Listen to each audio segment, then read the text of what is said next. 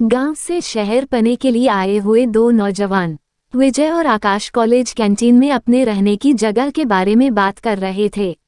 उन दोनों को कम पैसे में कोई पेइंग गेस्ट हाउस या कोई सस्ता फ्लैट चाहिए था, ताकि वहां रहकर वह अपनी कॉलेज की पढ़ाई पूरी कर सके।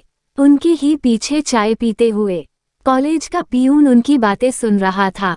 वह चाय के कप के साथ उनके टेबल पर आकर बैठ गया और बोला, देखो, तुम दोनों की परेशानी का हल मेरे पास है, पर इसमें खतरा हो सकता है।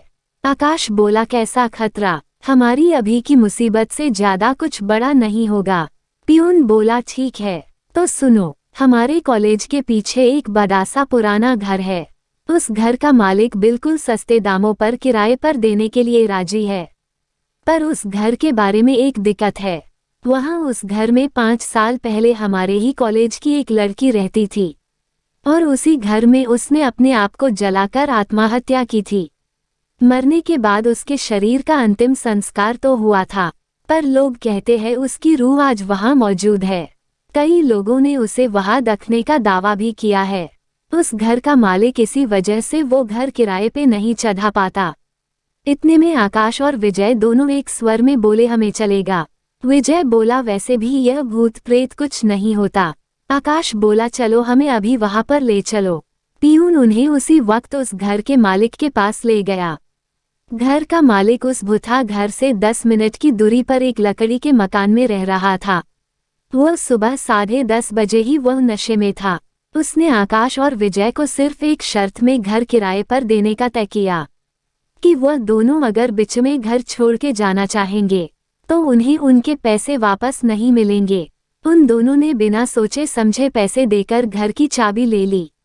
उसी दिन दोपहर को उन्होंने घर से लाया हुआ अपना सामान घर में रख दिया। वह घर काफी बड़ा था। वहां सोने के लिए 3 बेड, किचन, टॉयलेट, बाथरूम सभी सुविधाएं थी। इसलिए दोनों बड़े खुश लग रहे थे कि इतने कम पैसे में दोनों के एक बड़ा सा घर किराए पर मिल गया। पहले दिन ही वह दोनों रात का खाना खाकर 11 बजे घर पर लौटे और आते ही बेड पर लेट गए।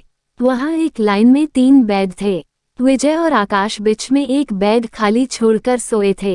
रात को ठीक 12 बजे आकाश नींद से अचानक हड़बड़ाकर उठा और वापस सो गया। उसे ऐसा लगा था कि नींद में ही किसी ने उसका दम घोंटने की कोशिश की है।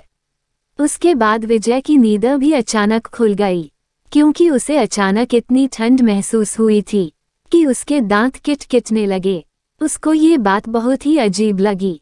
उसने कमरे की लाइट जलाकर देखा तो तीसरे बेड पर आकाश मस्त एकदम शर्त निकलकर पंखे की हवा खाते हुए सो रहा था। पर अभी कुछ देर पहले ठंड की वजह से विजय की हालत खराब हुई थी। उसे बहुत नींद आ रही थी, इसलिए उसने उस बात को अपने दिमाग से निकला और फिर से लाइट बंद करने के लिए स्विच की तरफ हाथ आगे बढ़ाया। पर उस वक्त विजय की नज़र उन दोनों के बीच वाले बेड पर पड़ी, जो बीचों बीच इंसान के आकार में धंसा हुआ था, मानो उस पर कोई सो रहा हो। उसे अपनी आंखों के सामने जो दिख रहा है, उस बात को पक्की करने के लिए वो उस बेड के नजदीक गया। विजय उस बेड पर हाथ फेर कर देखना चाहता था, तभी उसे ऐसा लगा कि उस बेड से अभी अभी कोई नीचे उतर गया हो। उसके मन में अब डर ने जगह बना ली थी। थकावट के कारण वह अपने बेड पर जाकर लेट गया, लेकिन वह जो देखा उसके बारे में सोचने लगा कि क्या सच में इस घर में आत्माओं का निवास है। तभी उसी बेड से एक आवाज आई, जैसे कि कोई वापस उस पर आके लेट गया हो। अब उसकी दिल की धड़कनें तेज होने लगी थी। कलेजा मानो फट के बाहर निकलने ही वाला था। उसने डर बधे नहीं, इसलिए खुद को यकीन दिलाना शुरू किया कि यह सब उसके दिमाग का वहम है। लेकिन उसने बेड से नीचे उतरकर बिना आसपास देख ही लिया। बाद में वह आंखों पर पानी मारने के लिए बाथरूम में गया था। उसी वक्त वह घर एक विचित्र और डर भरी चीख से गूंज उठा। उस चीख की आवाज से आकाश आधी नींद से उठकर बाथरूम की ओर दौड़ा। जब आकाश बाथरूम में पहुंचा, तब उसे विजय जिस हालत में दिखा, उसे देखकर डर से आकाश की रूह कांप गई, क्योंकि उसके सामने विजय बाथरूम जमीन पर पड़ा था और उसकी छाती पर एक आग से जली हुई लड़की का भयानक प्रेत बैठा था। डर से विजय की घिघी बैठ गई थी, इसलिए वह बोल नहीं पा रहा था। किसी गूंगे की तरह इशारे करके वह आकाश से मदद मांग रहा था, पर आकाश कुछ नहीं कर पा रहा था, क्योंकि डर के मरे उसके खुद के हाथ पैर से आधी जान निकल चुकी थी। डर के मारे भूत भूत चिल्लाते हुए आकाश दरवाजे की ओर भागने लगा, पर जब वह दरवाजे की तरफ भाग रहा था, उसकी नज़र बेड पर पड़ी जो ठीक दरवाजे की बगल में थे।